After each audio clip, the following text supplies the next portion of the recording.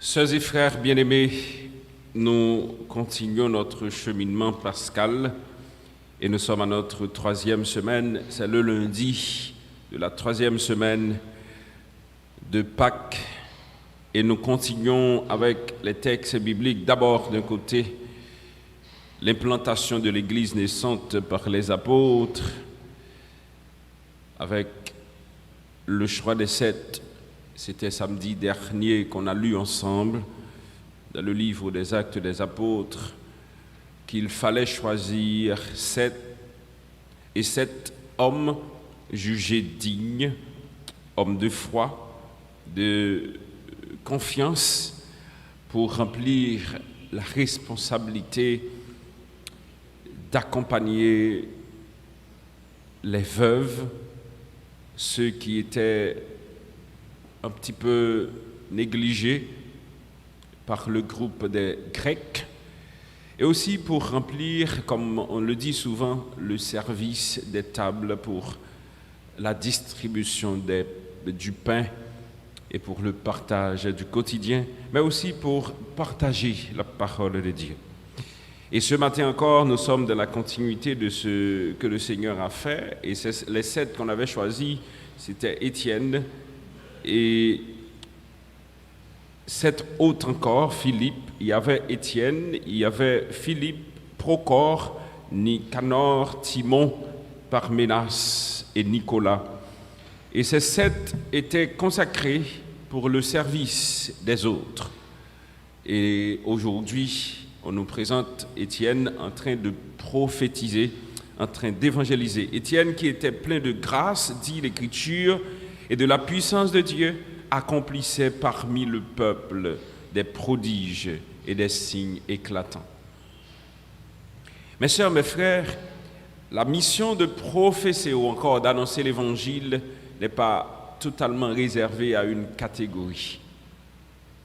Tant comme des dit, ce n'est pas père seulement qui a une responsabilité pour porter bonne nouvelle, Jésus-Christ, à côté que bon Dieu confie là. Mais la mission d'annoncer la parole de Dieu ou l'Évangile est donnée à tous et à chacun. Il suffit que nous acceptions, baptiser et devenir à la fois enfants de Dieu, mais aussi disciples du Christ. Nous avons une lourde responsabilité. Ceci dit, l'Église est totalement missionnaire. Quel que soit le monde qui est incorporé dans cette Église, il a une responsabilité d'apporter le Christ aux autres, de faire connaître la parole de Dieu, de changer les cœurs, inviter les gens à la conversion et annoncer pour ceux qui sont dans les situations difficiles la paix venant du cœur de Dieu. Et Étienne qui a été choisi pour accompagner surtout ceux qui étaient un petit peu négligés, vite, me dire comme ça, où trouver Étienne en train d'évangéliser, à proclamer au nom de Jésus et faire réaliser un pile miracle, un pile belles œuvres au nom du Christ. Ce qui veut dire, mes sœurs, mes frères, tous, la responsabilité de faire comprendre Dieu et d'annoncer Dieu est une lourde responsabilité pour ceux qui croient et ceux qui cherchent Dieu. Et moun qui cherche bon Dieu, qui fait volonté bon Dieu. Nous l'avons entendu dire, surtout les accusateurs de Étienne, nous l'avons entendu prononcer des paroles blasphématoires contre Moïse et contre Dieu. Et qu'est-ce qu'il a dit? Qui ça le dit et qui ça le fait? Il annonce la conversion au nom de Jésus. Il annonce la parole qui libère, la parole qui délivre. Et même avec nous toutes et nous chaque, ma responsabilité, notre responsabilité, c'est d'annoncer aujourd'hui, dans une situation à vivre difficile, qui peut-être paraît alarmante dans les yeux de nous chaque là, des paroles de conversion. Annoncer la parole qui est capable de changer cœur, monde qui transforme des fois en bourreau, en bandit, et même des gens qui acceptaient, mettaient costume, soit kidnappeur ou quel que soit salier à Soudoyo, juste pour faire l'autre souffrir. Cherchons à être comme Étienne, à dénoncer le mal que société nous a subi aujourd'hui. Cherchons à être comme Étienne, à dire non à ce qui dérange le comportement des enfants de Dieu. Ça qui fait mal, ça qui fait souffrir, ça qui fait mon abus. C'est peut-être ma responsabilité de chrétien, c'est la responsabilité de tous et de chacun. Et quand nous nous sommes retrouvés dans des situations difficiles, Dieu nous apporte la parole qui délivre, la parole libératoire, qui permet que nous tous et nous chaque nous prenions confiance et nous nous sentons assurés parce que Dieu est dans notre quotidien. Et ce qu'il vient nous apporter pour chacun et chacune de nous, c'est cette consolation que nous cherchons. Et c'est peut-être ce qui a motivé cette foule qui cherchait Jésus, parce qu'il a joué une consolation, ça, que tu as cherché. Certes, Jésus t'a rapidement identifié que cette consolation, c'était parce qu'il était faim, il était grand goût, il était joué de manger. Oui, parce qu'il était joué de bagaille qui était plus que ça, il était qu'on habitué à jouer chaque jour. Et il était accroché, attaché avec lui. Après, au fin de manger, il a mangé un paquet.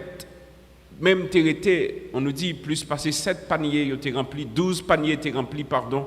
Et après, il n'y a pas trouvé qui côté Jésus passé, mais il était mis en quête. De côté le théier, il était joint parce qu'il est celui-là qui apporte la paix pour le cœur blessé. La paix pour les gens qui ont souffert, consolation pour les gens qui trouvent dans la tristesse.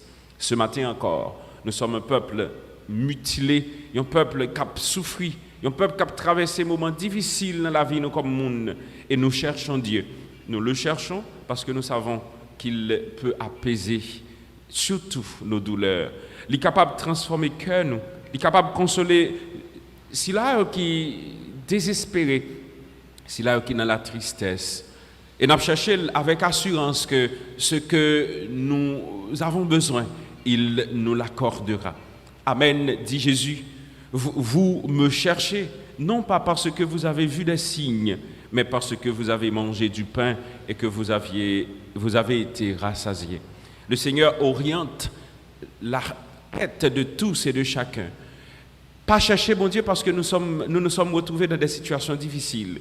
Ce n'est pas parce que nous sommes en situation de misère, ce n'est pas parce que nous sommes en situation d'insécurité chronique pour nous chercher, bon Dieu, mais chercher, bon Dieu, en tout temps. Chercher, bon Dieu, à tout moment. Chercher, mon Dieu, à chaque instant de notre vie. C'est lui-même seul qui est capable de permettre que nous comprenions étapes difficiles que nous avons traversées. Bon Dieu, nous avons besoin quand ça bon, mais nous avons besoin de tout quand ça pas bon. Il est le Dieu fidèle qui marche avec Silao qui mettait confiance dans lui. Mais le tout, c'est bon Dieu qui accorde au cœur blessé et brisé la paix et la consolation. L'œuvre de Dieu, c'est que vous croyez en celui qui m'a envoyé. C'est ce que Jésus nous dit. Et c'est ça lui inviter nous tous et nous chaque, nous professer, parce qu'il nous apporte la paix. Il nous dit qu'il est le Dieu qui réconcilie son peuple avec lui. Il est ce Dieu qui vient joindre nous, et il vient joindre nous pour le faire nous joindre cœur posé dans la vie ça. Sœurs, frères, on nous demande bon Dieu matin. Dans mes temps de détresse, dans mes temps de situation difficile, nous avons traversé pour nous chercher bon Dieu d'abord. Chercher parce que lui-même seul, capable de porter consolation, nous avons cherché. Et si nous joignons, nous avons privé transformer côté nous vivre là, nous avons transformé la vie, nous avons transformé la réalité. Nous. Dieu est le bien que nous tous nous devons gagner. Pas jamais suspendre, chercher dans quelle que soit la situation, la vie nous est capable de trouver. Et là, joignons battre pour être dans l'intimité. Sœurs, frères, c'est pour nous écouter la prière, nous. C'est pour l'aider, pour le faire que consolation, nous avons besoin pour aujourd'hui, nous joindre. Et surtout, lui permettre que nous consoler. Pas seulement dans petits détails, difficultés, dans grand goût, dans insécurité, dans la vie chère ou bien dans quelle que soit l'autre situation douloureuse que nous avons endurée. Mais tout, chercher pour nous capables de faire tous nos amis avec lui et tous nos amis avec lui-même. La transformer la vie nous selon volonté bon Dieu. C'est pour Dieu que des prières nous, c'est pour le faire nous grâce parce que c'est bon Dieu qui baille la vie à papa, petite là avec l'Esprit Saint. Amen.